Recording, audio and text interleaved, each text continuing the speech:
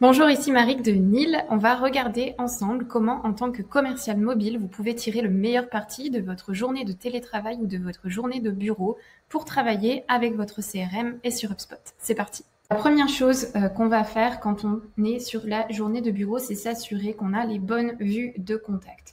Donc ici, vous êtes sur contact, contact ou contact entreprise. Si vous travaillez dans le B2B, il est possible que vous travaillez beaucoup plus sur la partie entreprise, puisque vous allez travailler avec des plus ou moins grands comptes.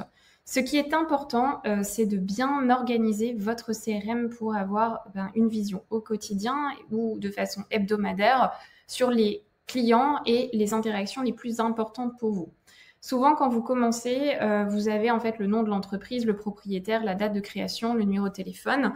Ça, c'est pas forcément des choses qui sont très utiles, on va dire, puisque vous allez avoir tendance ici à travailler sur les entreprises qui vous appartiennent à vous, déjà dans un premier temps.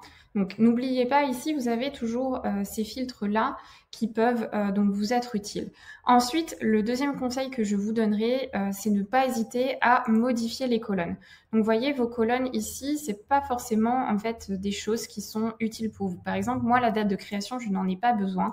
Par contre, la date de dernière activité, c'est intéressant pour moi parce que ça me permet de savoir en fait avec quelles entreprises j'ai conversé depuis que je suis en poste en fait sur HubSpot.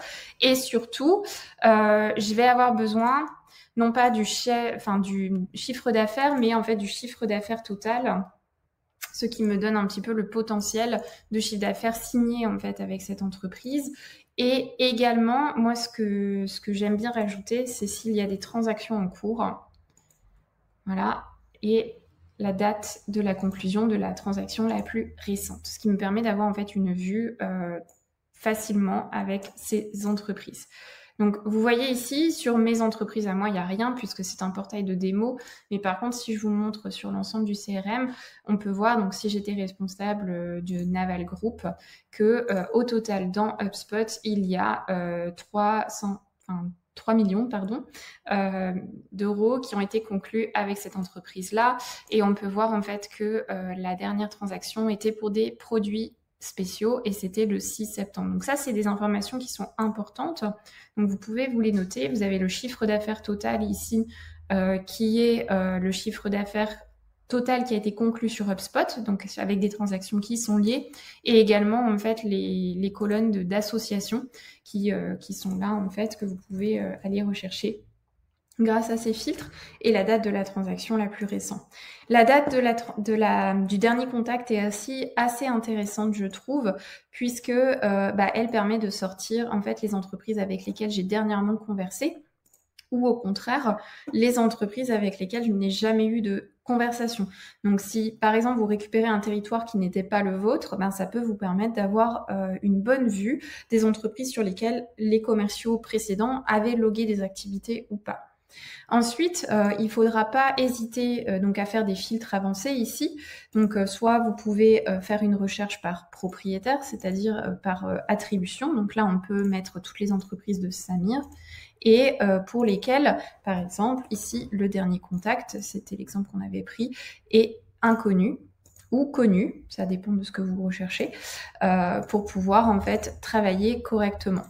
Ne pas oublier, une fois que vous avez fait cette vue-là et que vous avez bien ajusté toutes vos colonnes, d'ailleurs, si vous voulez changer l'ordre, vous pouvez.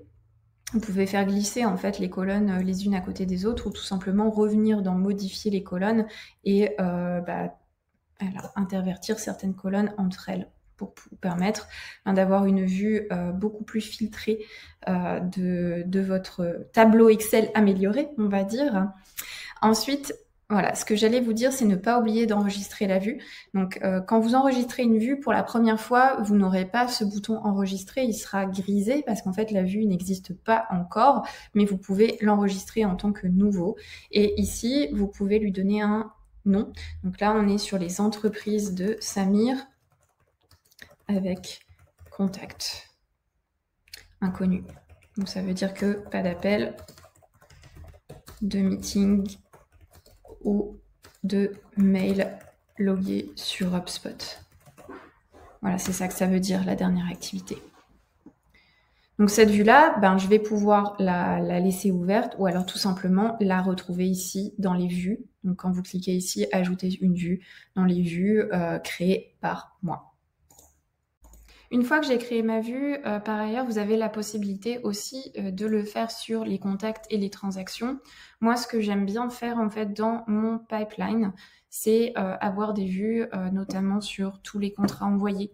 Donc ici, il vous suffit de repasser en liste. Donc vous voyez, vous avez toujours ce petit bouton qui vous permet de voir soit votre pipeline en mode gestion de projet. Donc si vous n'avez pas beaucoup de projets, bah, c'est intéressant ici d'aller vous mettre dans la colonne contrats envoyés et puis d'aller relancer bah, tous ces contrats envoyés si la date de fermeture est dépassée. Donc si vous estimez que le contrat a été envoyé, voilà, ici j'ai eu une réunion il y a 3 jours, donc c'est peut-être pas la peine de relancer maintenant, je relancerai peut-être demain, mettons. Ou alors vous pouvez tout simplement vous mettre sur la partie liste. Si vous avez beaucoup ici, parfois on a des clients qui ont énormément en fait de projets dans cette colonne-ci, donc souvent c'est facile de se mettre sur la partie liste ici. Et ce que vous pouvez faire, c'est faire un filtre avancé avec la phase de transaction ici et l'indé. Et vous pouvez aller rechercher bah, le nom de votre colonne, dépendant du pipeline. Donc là, ce sera contrat envoyé. Voilà, et là, vous avez toutes les transactions, contrat envoyé. Pareil, n'hésitez pas ici à mettre votre vue et la nommer. Donc l'enregistrer et la nommer, mes contrats envoyés. Voilà, et ensuite, ce que vous pouvez faire, ben, c'est créer des tâches. Donc là, par exemple, j'ai eu le meeting il y a 3 jours.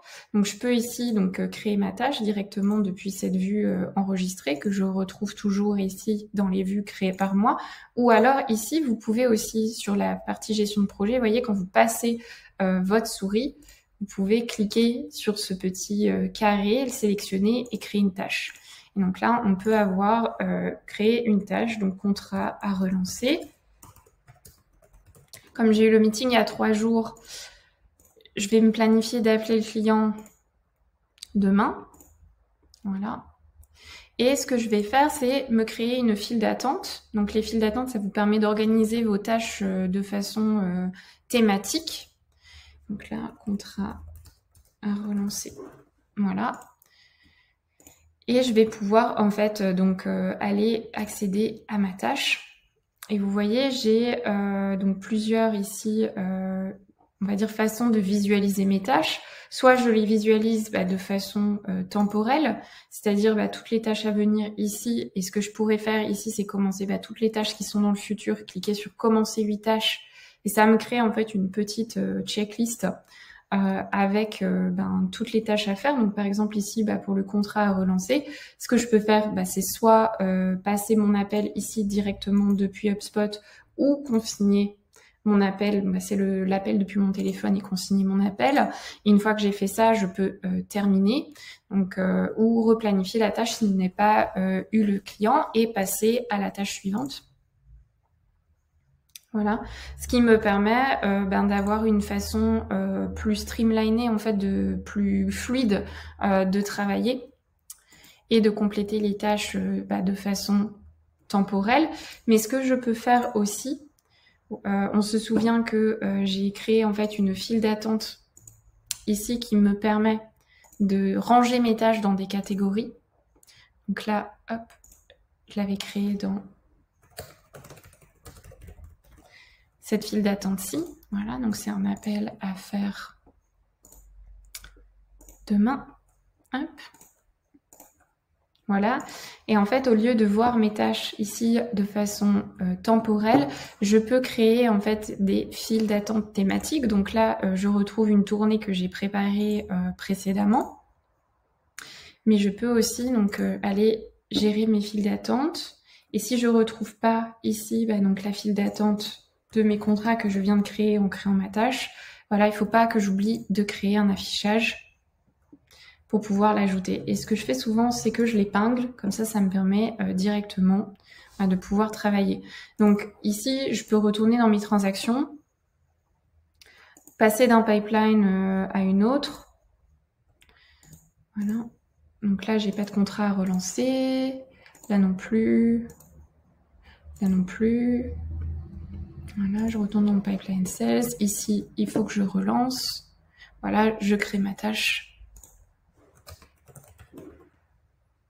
Voilà, non 3 jours. Et là, je la remets dans la file d'attente que j'ai créée. Voilà. Donc, pareil, je retourne ici dans plus. Donc, je peux en fermer certaines. Si je vois que, par exemple, celle-ci n'est pas utile, je peux la détacher. Ce qui me libère, en fait, de l'espace. Et ce qui me permet de travailler de façon plutôt thématique. Moi, je préférais faire ça. Ce qui me permet en fait de bloquer du temps dans mon calendrier et puis de bien avancer. Et là, je peux commencer mes 2 tâches. Voilà. Ce qui me permet d'aller relancer mes contrats, donc de consigner mes appels.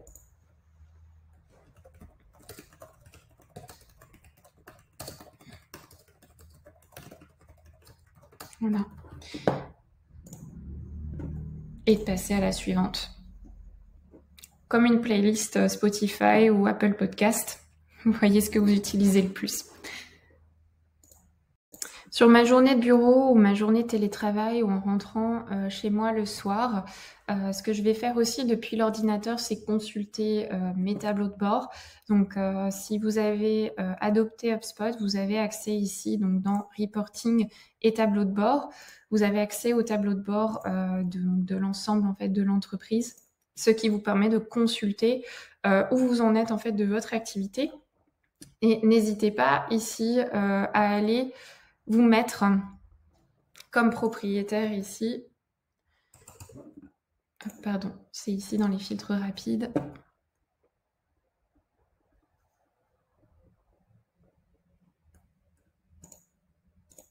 Voilà.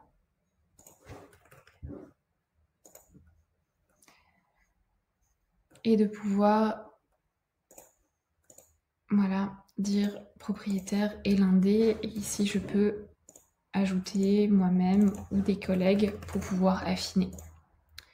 Une fois que j'ai fait ça, ça me permet d'obtenir des chiffres beaucoup plus précis. Et ce que je peux faire aussi, si je veux avoir ces rapports-là un petit peu plus accessibles pendant que je suis en tournée, c'est ici cliquer sur « Partager », envoyer ce tableau de bord par email et me créer un email récurrent avec les données. Et si je veux, je peux même ajouter une pièce jointe et programmer mon email qui me sera envoyé de façon hebdomadaire ou mensuelle en fonction de ce que je choisis.